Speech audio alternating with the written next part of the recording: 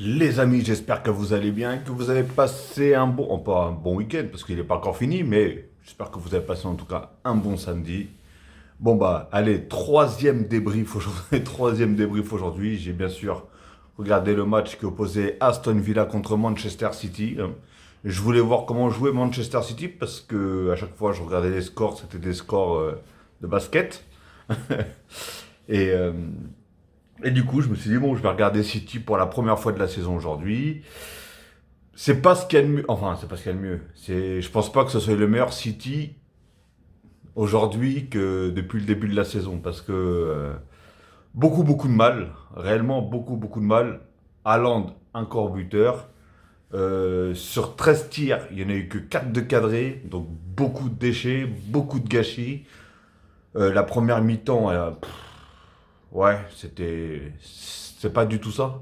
Franchement, à la première mi-temps, City, bon, j'ai pas compris en fait réellement parce que surtout City, leur spécialité, c'est la technicité. Et surtout quand tu vois les joueurs comme De Bruyne, Bernardo Silva, etc. Et bah, tu te dis, ouais. Et là, il y avait un manque de précision sur les passes. C'était affolant. Je comprenais plus rien. Là, je reconnaissais pas du tout City, hein. En première mi-temps, je parle, attention. En plus, c'était plus une attaque-défense, parce que du coup, Aston Villa jouait beaucoup défensif, et donc c'était chiant. Réellement, je ne vous cache pas, moi, c'est tout ce que je déteste. Et du coup, bah, qui c'est qui a marqué encore, hein? Haaland, sur, bien sûr, enfin, un magnifique centre, et une magnifique passe de Kevin De Bruyne, comme d'habitude. Lui, par contre, oui, lui, niveau précision, il y a même plus, y a même plus rien à dire. Il y a même plus rien à dire, hein. Je pense que tout le monde connaît ses qualités, tout le monde connaît Kevin De Bruyne et tout le monde connaît sa qualité de passe, sa qualité de dribble et son efficacité pour Manchester City. Donc voilà, hein, ça lui fait, bah, je ne sais plus combien de buts déjà. Et il en a pas fallu beaucoup parce que il avait très peu de ballons. Même pourtant, je voyais qu'il décrochait beaucoup. En plus, c'est pas ça, c'est son style de jeu, un peu de décrocher beaucoup. À un moment, il y avait une bonne passe enfin une bonne passe, peut-être un petit peu trop forte de Cancelo, si je me trompe pas, un extérieur du pied qu'il a essayé de lui mettre en profondeur. Mais le gardien, il est bien sorti. Il est sorti vraiment à la limite de la surface. Et il est vraiment bien sorti au bon moment, au bon tempo, hein. Il serait sorti 2 secondes après, c'est cuit. Et mais sinon, voilà, dans l'ensemble. Après, une fois que City a marqué, du coup, bah, Aston Villa a commencé à sortir. Et là, on commençait à avoir un peu plus de jeu. Mais le pire, c'est que je comprends pas pourquoi Aston Villa s'est mis à jouer autant défensif. Parce que quand City ont marqué leur but, et bah Aston Villa, ils ont déployé leur jeu. Et ça leur a fait mal. Ça leur a fait mal. Et la preuve, ils ont mis un magnifique but. Mais vraiment un magnifique but. Une récupération de balle, boum. L'autre il passe. L'autre il met une belle frappe pleine lucarne là. Franchement, le but était magnifique. Et d'ailleurs, il y avait un deuxième but qui normalement devrait être accepté. Après, c'était compliqué parce que l'arbitre l'avait sifflé. Donc forcément, les joueurs de City se sont arrêtés de jouer. Et donc on ne pouvait pas accepter le but. Je ne sais pas si vous voyez le but que je parle. C'est bien sûr celui de Coutinho, hein, où à un moment il récupère la balle, enfin il dribble, il passe devant la surface comme ça, et boum, il enclenche une frappe, et il te la met, elle tape la barre, elle rentre. Le but était carrément magnifique. Mais voilà, l'arbitre il avait déjà sifflé, les joueurs s'étaient arrêtés pour un hors-jeu, et c'est ça que j'arrive pas à comprendre, pour un hors-jeu, mais au final il n'y avait même pas hors-jeu. C'est ça le truc. Donc dans ce cas-là, en temps normal, il devrait au moins laisser finir l'action, et s'il y a but, et ben là on regarde la VAR et on regarde si vraiment il y a hors-jeu ou pas. Mais là, vous voyez, il a sifflé hors-jeu alors qu'il n'y avait même pas hors-jeu. Et le but était magnifique. Alors, est-ce qu'il aurait réussi à le mettre? Ça, je ne suis personne, je ne suis pas médium pour le voir. Mais, mais en tout cas, là, il l'a mis et il a mis une excellente frappe. Franchement, le but était splendide. Mais après, comme je vous ai dit, je ne sais pas si vraiment ça serait passé ou pas. Mais sinon, dans l'ensemble, oui, franchement, il y a eu. Même Bernardo Silva, je ne l'ai pas senti trop dedans. Moi, après Marez, il est rentré. Il a vraiment pas fait une bonne entrée, personnellement. j'ai quand même une préférence parce que j'ai cru entendre que c'est du coup. Ah, j'ai mal au poignet. Du coup, c'est Mahrez qui allait jouer pour la Ligue des Champions à la place de Bernardo Silva. Moi, personnellement, j'ai quand même une préférence pour Bernardo Silva. Qu'on le veuille ou pas, hein. Sans bien sûr retirer le talent de Mahrez, hein. Non, loin de là. Mais, euh, mais voilà, j'ai une préférence. Après, écoute, écoutez, il va peut-être mettre Mahrez et Mahrez, il va me clouer mon bec et il va faire des très bons matchs. Et ça, comme je vous ai dit, hein, j'ai pas dit qu'il était nul, hein. J'ai juste dit que j'avais quand même une préférence pour Bernardo Silva. Sur le terrain, je trouve il est plus mobile, il a plus un plus grand axe de jeu, il court un peu plus partout, alors que Mahrez, je le trouve qu'il est, voilà, il est sur son côté, il va faire ses crochets pour rentrer, etc. C'est un peu calculé, alors que Bernardo Silva, on peut le voir un peu partout réellement. Mais après, bon, voilà, écoute, c'est pas moi le coach, c'est pas moi Guardiola. Donc, euh, donc voilà, hein. Et après, de qui on pourrait parler aussi? Martinez aussi, le gardien d'Aston Villa, il a fait aussi encore des sacrés arrêts. Aujourd'hui, je ne sais pas si vous avez remarqué, j'ai parlé de beaucoup des gardiens, parce qu'aujourd'hui, je pense que c'est la journée des gardiens. Ils ont fait des, euh, des arrêts incroyables, tout simplement. Foden, j'adore ce joueur. Il est trop fort, franchement, il est trop fort. Il lâche rien, c'est un combattant. Non, franchement, il est vraiment, vraiment, vraiment très fort. Et ce que j'aime bien par contre, c'est voilà, c'est vraiment, comment ça s'appelle, De Bruyne avec Haaland. Il se trouve partout. En même temps, c'est facile de le trouver. Et je sais pas comment il arrive à se situer à chaque fois. Parce qu'en plus, c'est pas un petit gabarit, c'est un grand gabarit. Mais en fait, il fait des choses que à la base, c'est les petits gabarits qui font. Enfin, quand je parle de gabarit, c'est surtout de taille.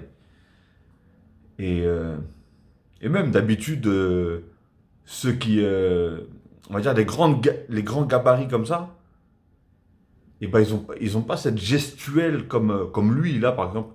Lui, j'ai l'impression de voir qui? Ibrahimovic. Parce que bon, Ibrahimovic, il a pratiqué, bien sûr, Zlatan, hein. Il a pratiqué, bien sûr, des sports de combat, donc il est agile. Mais lui, j'ai l'impression qu'il est un peu dans le même délire. Je sais pas si vous voyez ce que je veux dire, et si vous êtes d'accord avec moi, bien sûr. Mais, euh, mais voilà, franchement, Haaland, voilà, il n'a pas fait un match spectaculaire, mais il a eu deux, trois. Bah, c'est facile, il a peut-être frappé trois fois, il a toujours cadré par contre. Il y a eu son but, il y a eu une fois où est-ce qu'il était à terre, je sais même pas comment il a fait pour frapper, mais il a bien frappé. Et je sais plus c'était laquelle l'autre. Mais voilà, hein, Cancelo, il a fait un bon match. Walker, il a du mal. De temps en temps, il a du mal. Pourtant, c'est un latéral que j'adore, hein. Franchement, je le trouve très très fort.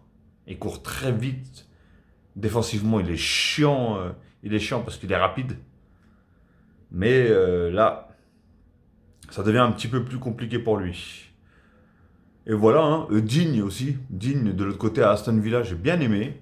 J'ai bien aimé son match. En fait, franchement, Digne, depuis qu'il est sorti du PSG, il est parti, si je ne me trompe pas, à Everton. Il est parti dans plusieurs clubs. Et franchement, dans tous les clubs dans lesquels il est parti, il n'a pas été dégueulasse. Moi, je trouve personnellement, il n'a pas été dégueulasse. Donc, et là encore aujourd'hui, il le prouve, il a sa petite patte, il défend comme il défend, il y a vraiment plus mauvais que lui, hein, je peux vous le dire, hein. Je parle pas dans Aston Villa, mais dans le football tout court. Et donc voilà, hein, en tout cas j'espère que vous avez apprécié ce match-là. Il n'y a pas grand-chose à dire, hein. Comme je vous ai dit, en fait, c'est à partir du but de City où ça s'est un petit peu déverrouillé. Après, je pense que à force de courir après le ballon, Aston Villa a commencé à sortir une certaine fatigue. Ils ont marqué le but et après ils commençaient à revenir défensivement. On voyait bien. Après, ils avaient quelques petites contre-attaques, hein, quand même. Ils avaient quelques petites contre-attaques, mais que du coup, ils n'ont pas finalisé. Mais si ça aurait continué, autant ça aurait pu marquer d'un côté que de l'autre. Moi, je vous le dis.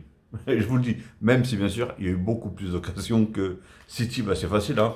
Quand on regarde la possession c'est 73 pour City, 27 pour Aston Villa. Donc, c'est pour vous dire, hein. Tout simplement, les amis. Et ça m'a fait rire aussi la petite guéguerre là, entre les deux, là, Haaland et je sais plus comment il s'appelle, l'autre défenseur, qui a à peu près le même gabarit que lui. Ah, ils se tiraient la nouille, comme on dit. Hein. Franchement, tous les deux, ils se rentraient dedans. Ils faisaient. Ah ouais. Mais Haaland, j'ai vu à un moment, il lui rentrait une ou deux fois dedans. Putain, il te l'a fait gicler, le gars.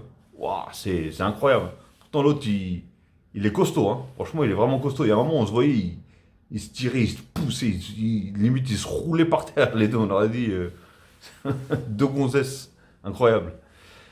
Donc voilà les amis, en tout cas voilà, j'espère que vous avez vraiment apprécié le match, j'espère que vous avez apprécié cette petite vidéo. Dites-moi dans les commentaires ce que vous en avez pensé du match, ce que vous avez pensé. Je pense que vous ne direz pas plus parce qu'il ne s'est pas passé non plus des choses extraordinaires personnellement. Hein.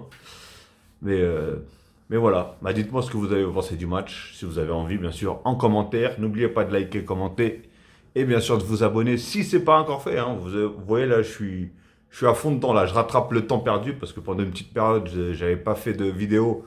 Bon, je raconte un petit peu ma vie, mais ouais, mais j'ai pas fait de vidéo parce que tout simplement, premièrement, au début, j'ai eu un accident juste avant de partir en vacances en 2 roues.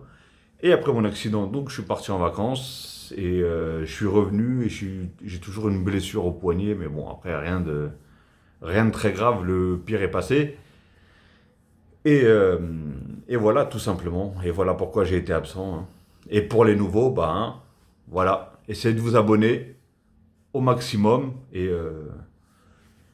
là, on est parti pour la saison. Hein. Et comme vous voyez, hein, je fais pas spécialement qu'une équipe. Moi, je fais des débriefs de tous les matchs à part si vraiment un match il est vraiment pourri, il n'y a rien qui se passe, un truc comme ça, je ne vais pas faire un débrief. Hein. Mais là, voilà, il y a les 3 matchs que j'ai fait, ça va, ça allait. Donc voilà pourquoi j'ai fait un petit débrief comme ça. Il y en a un petit peu pour tout le monde. Et d'ailleurs, je vais même faire un quatrième débrief ce soir, qui est bien sûr mon équipe de cœur, le Paris Saint-Germain. Donc je dis, allez Paris. Donc je vais vous souhaiter bah, du coup une bonne soirée. Si vous ne regardez pas les autres débriefs, une bonne soirée.